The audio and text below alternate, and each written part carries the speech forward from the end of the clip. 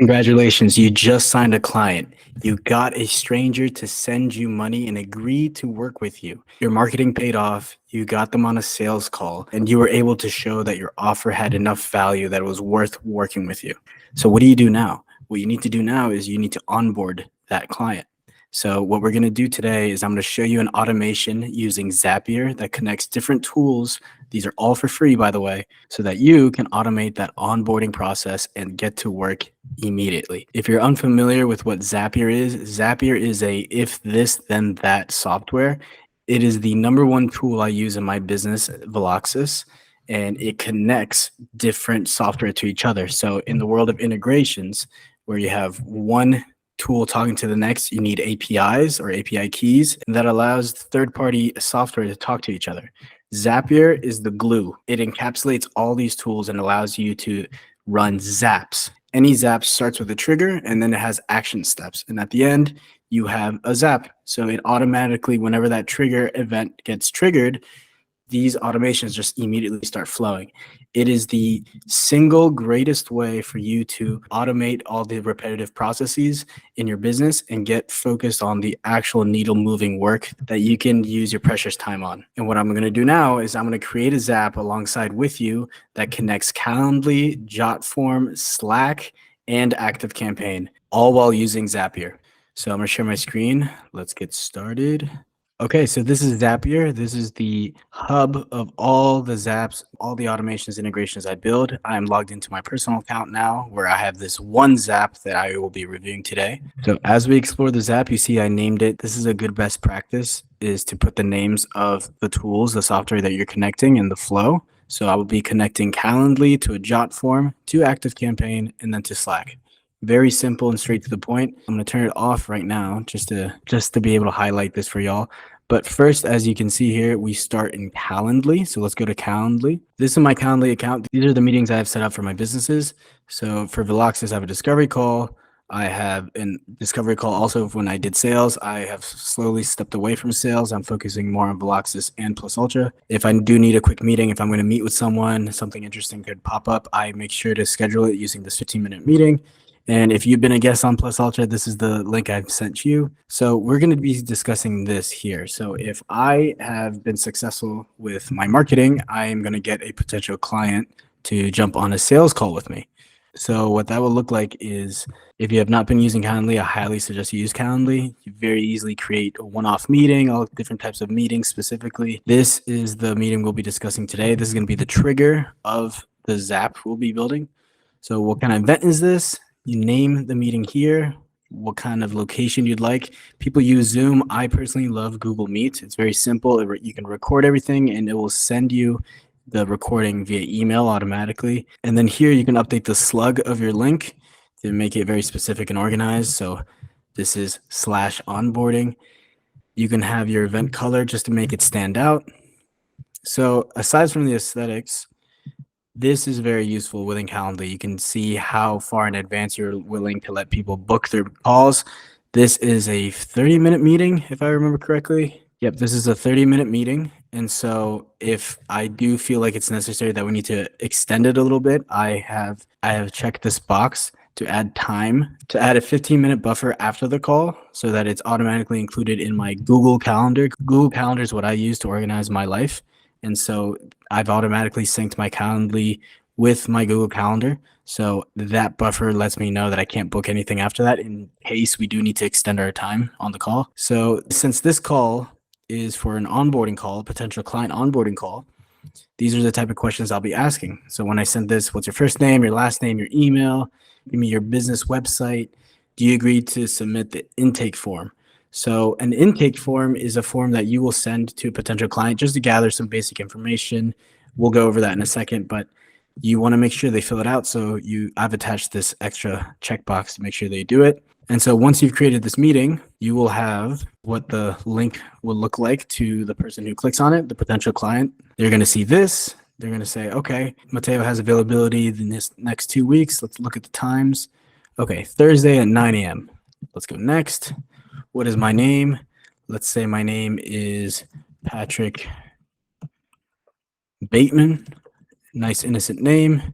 Email is littleman Mr. Sunshine at AOL.com. You can fill this out if you want to. I have to return some videotapes. Business website could be dorciareviews.com, for instance. Do I agree to submit the intake form? Yes. Schedule event. Confirmed. So now this potential client, Mr. Bateman, has a confirmed call with me at 9 a.m. on Thursday, June 22nd. Cool. This has been completed. So when you are on the sales call and you want to move forward with this upcoming onboarding call, you want to make sure that while you're still on the sales call, you send the prospect the intake form. So this is the intake form I use with my business Veloxis. This is all through Jotform. This is the business owner name, first name, last name, input the business name, best email, phone number, website. You just want to collect any helpful information that'll make it very easy for you to research them and make sure they're a good fit for you. So their website, ask them what their biggest bottleneck in their business is, what their best-selling product is, ask them to describe their dream customer. What I like to do also is to ask them if they've worked with an integrator before. Maybe I can see what their expectations are. And this is something extra I like to do. I just want to ask them what are the current software they use, if they're familiar with anything. If they already have an account with these tools, that'd be pretty helpful. And then ask them how they heard about us. If they heard about us through the podcast or a referral or something, that's useful also. I like to see their Instagram account, see how good they are with their socials. It's not very important, particularly for automations, but it's just a good thing to know, just so I can see how strong their marketing is, their organic traffic, if they've been warming up their leads in that way. And then I ask them to submit any screenshots or documents that could be helpful on that future onboarding call. It's submitted right there. They sign this, and when they submit this form, that's great. I will now have all this information straight there. So on Jotform, you will have your intake form and your onboarding form. So this is your onboarding form. This will be more specific. Once I talk to the prospect on the onboarding call itself, I'll ask them what package they want. I have an automation integration build out package, a funnel development package, a systems optimization package, and a growth strategy consulting package. And then I ask them what CRM they currently use. So this is the onboarding form. So for my business, I'm not using ActiveCampaign. I'm using ClickFunnels almost exclusively now. It's everything housed because of ClickFunnels 2.0.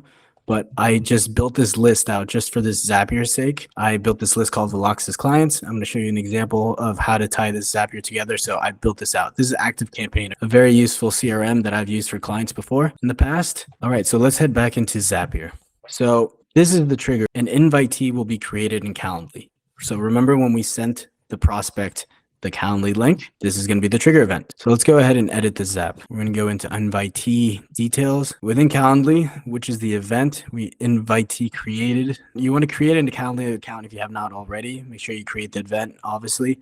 If you're having trouble connecting with this, it's probably going to be because you need to provide an API key, in which case you have to go into Calendly, go into settings, find the API key, copy paste it, and put it into Zapier, and it'll automatically connect. Once you've connected, continue.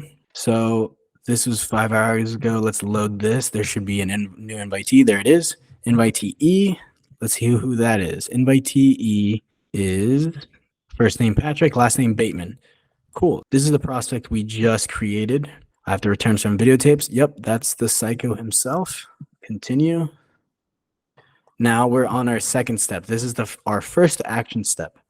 So it's going to be to create a submission in Jotform. So in Jotform, we connect our account, create submission, continue. Now, which of the Jotforms? We're going to make sure it's the intake form that they sign up. The onboarding form, we're going to do together on the future onboarding call. Remember, this is going to be only for the intake form because this is going to be happening automatically while you're still on that sales call. So you want to make sure this stuff lines up. First name Patrick. Scroll down here, last name Bateman. This has all been filled out. ActiveCampaign, perfect. He didn't want to give us his Instagram account. Cool. Little Mr. Sunshine at AOL. That's exactly it. That's the same email. The website lines up perfectly. Awesome. Continue. All right. Cool. So now let's retest this action. See if there's any issues. Cool. No issues at all. A submission was sent to Jotform. Perfect. So we have that Jotform submission already. Let's continue. Step 3 is our CRM step. This is ActiveCampaign. So the action is going to be create or update a contact within ActiveCampaign. So we've connected the app and the event. Which event? Create or update contact. Continue. We've connected our ActiveCampaign account to Zapier. So perfect. Continue. The action. So the list I showed you earlier, the ActiveCampaign list, it's going to show up here. You want to link it. I have a master contact list and the Veloxis clients list. We're trying to be specific here, so we're going to connect it to that. Let's see if this matches up to the Calendly information we were given. Email address, perfect. First name, last name, nice. Full name, very good. Phone number, he didn't give us a phone number, but if it did, we want to make sure it matches here, the same format. Cool. Continue. A contact was sent. This was earlier, so we're going to retest this. And perfect. A contact was sent to ActiveCampaign 1 second ago. Cool. So no issues there. Now, our fourth and final step is going to be creating a channel in Slack. Now, why do you want to do this when you onboard someone? Because when you are talking with your client, you want to house all your conversations into one place. I've spoken with clients through WhatsApp, through Instagram DMs. It's all been somewhat of like a decentralized mess. Slack has been the single most useful communication tool I've ever adopted. Slack is very, very helpful. This is a very interesting step within a Zap because everything, you can also automate this for the other automations for your client. Make sure everything that it relates to that one client gets housed into one specific channel in Slack, meaning your client will only interact with you through Slack, and every single automation, notification, everything that has something to do with your client will all automatically populate within that Slack channel. So both you, your team, and the client will see everything in that one place. No longer do you have to guess and go dig through your inbox to see what you missed, what you didn't. It's all going to automatically populate into that Slack channel. So the event is going to be to create a Slack channel. Cool. Continue. The account has been connected. Slack, all these tools, by the way, you can create absolutely for free. So the account, yep, it's been connected. Continue. The action, we're going to make things very clean. We're going to make the channel name the client's name. So Patrick Bateman, perfect. Continue. Send channel to Slack.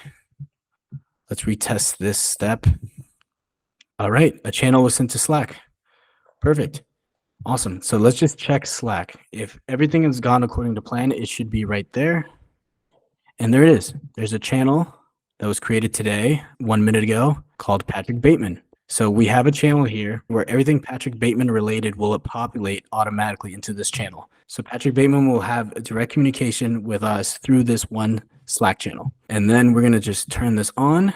All right, so we've turned on the Zap, and now we have the Zap working. So when we have a prospect on the sales call and they agree to be a client of ours, while they're still on the call, we're going to send them that intake form and the Calendly link, and this Zap is automatically going to run as soon as they hit submit. How cool is that? So this is Zapier. I've run all different kinds of Zaps with different specific useful tools. I'm going to show you right now some of the Zaps that Zapier offers. It really is a if this then that plug and play tool. Is very powerful. So these are some recommended ones that Zapier has for us. Send direct messages in Slack when Google Sheet rows are added. So if you are still using Google Sheets instead of a CRM for some reason, Google Sheets are awesome, but you can have this Zap automatically populate your Slack for you. You can communicate with Meta. You can have all kinds of tools. Here's ClickFunnels. Add a new ClickFunnels contacts to Google Sheets. It's a very powerful tool. I really love Zapier. It's been an absolute game changer. You know what? We're going to open up my ActiveCampaign and refresh right here because we should have a new contact. Let that refresh. There it is. Active Contact 2. Let's click into Veloxis. So I was playing around yesterday. We had Bruce Wayne in there already, Batty with a Fatty at yahoo.com. And now we have Patrick Bateman, updated a few minutes ago. So our CRM has now been updated. Let's look into our Jotform. There he is. We had Bruce Wayne from yesterday. And look at this. On our Jotform, we have the contact right here. Created today, Patrick Bateman. All the fields populated that are corresponding to the information we received in Calendly. And then if we go into Calendly itself, if you go into scheduled events, upcoming, we have Patrick Bateman's call. Amazing. Perfect. So we can say with full confidence that the Zap has worked.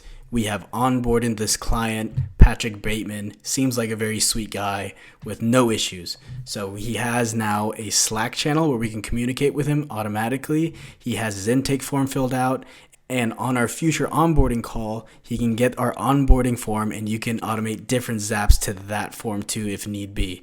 So that was Zapier. Super powerful tool. I use it every single day. I have all kinds of zaps running in the background. If you want to be an integrator like I am, you want to make sure that you're using your client's account. Make sure to set up a Zapier account if they don't have one set up already. Make sure you have their logins and you do everything through that. The reason you only see one Zap here is because this is for my personal use. I don't really run zaps for my own personal use. I use my business accounts, but this was a fun exercise for you. If you enjoy this type of content, make sure to let me know and I will double down on this type of content. I make my money through Veloxis. I've not made a penny through Plus Ultra yet. I make my money building automations and integrations for clients.